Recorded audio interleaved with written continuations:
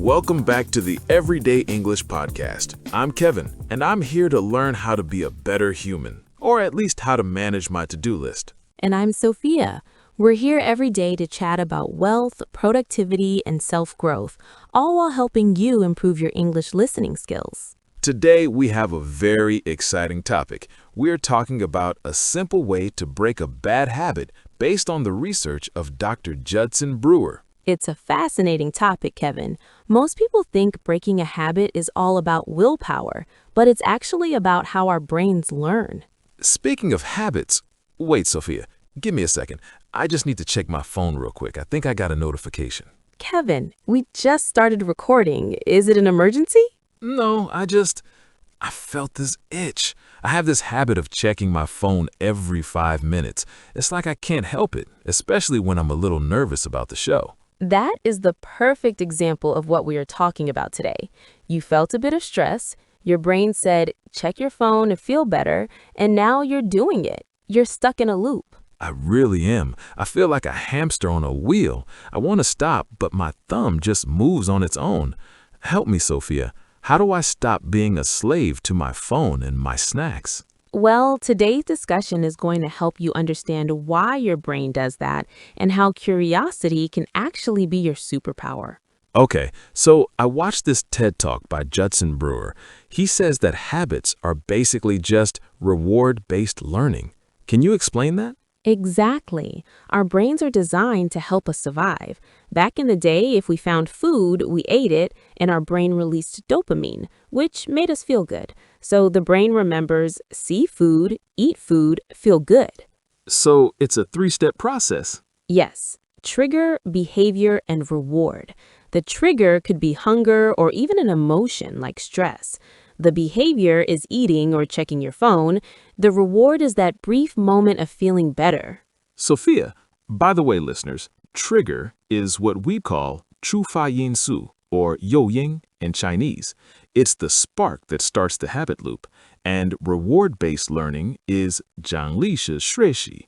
It's how our brain connects an action to a good feeling. That makes so much sense. My trigger is feeling stressed about the podcast. My behavior is checking my phone, and the reward is the tiny distraction from my stress. But here's the problem. I still feel stressed after I put the phone down. Exactly. The reward is temporary, but the habit becomes permanent. Dr. Brewer says that instead of fighting the habit with willpower, which is very exhausting, we should try to understand the process. But I've tried willpower. I told myself, Kevin, don't eat that cookie. But then I just want the cookie even more. That's because the thinking part of our brain, the prefrontal cortex, goes offline when we are stressed. You can't reason with a brain that is stuck in a survival loop. So if willpower doesn't work, what does? Dr. Brewer mentioned mindfulness. That sounds a bit zen for me. Am I supposed to meditate while I'm craving a donut? Not exactly. Mindfulness in this context means being curious about the craving. Instead of fighting it, you look at it closely. He gave an example of smokers. He told them to keep smoking, but to be mindful while they did it. Wait, he told them to keep smoking? That's the opposite of advice. He wanted them to really smell the smoke and taste the chemicals.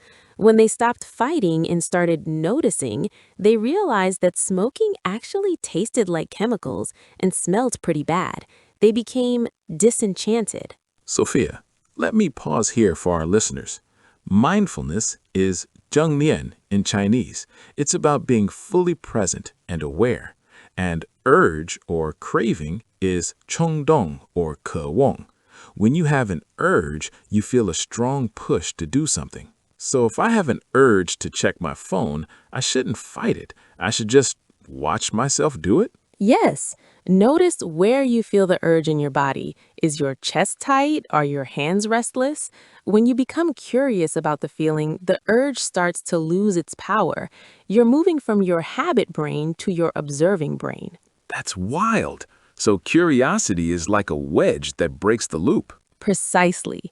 Curiosity feels good, and it doesn't require the same energy as willpower. I'm having an aha moment right now. I always thought I was weak because I couldn't stop my bad habits. But it's not about being weak. It's just that my brain is doing what it was evolved to do. I just need to update the software with curiosity. I love that analogy, Kevin. Updating the software. When you see clearly what you get from a habit, you naturally start to let it go because it's no longer rewarding. This is so helpful. I'm going to try being curious next time I want to scroll through social media for an hour. I'll ask myself, what does this actually feel like? And I bet you'll find that it feels a bit empty and tiring.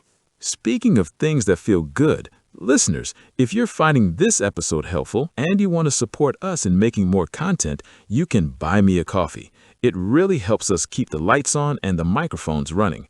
You can find the link in the show notes. No pressure, but we really appreciate the love. Thanks, Kevin. And remember, we aren't financial advisors or doctors. We're just sharing these educational perspectives to help you grow and learn English. Right. My only advice is to be curious, not to invest your life savings in cookies. To wrap things up, Dr. Brewer's method is about stepping out of the loop.